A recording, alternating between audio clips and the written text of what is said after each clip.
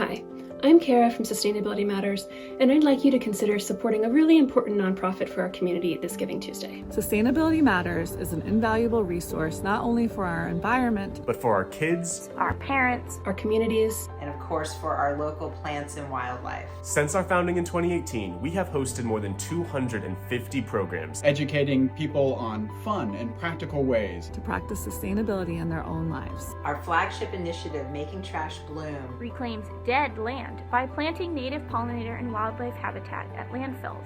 by engaging students and volunteers as citizen scientists. We are gaining the data necessary to scale up this project and bring this revolutionary landfill management technique to communities across the country. A donation of just $25 buys enough native seed for 400 square feet of pollinator-friendly meadow. Even a $5 donation will bring us that much closer to making trash bloom across the country. If you're able, you can donate by visiting sustainabilitymatters.earth/Giving Tuesday, or by visiting the link in our bio. You can also support our cause by engaging us on social media and encouraging your friends and neighbors to replace their lawns with native plants. Thanks for listening. And we hope you'll consider supporting our work.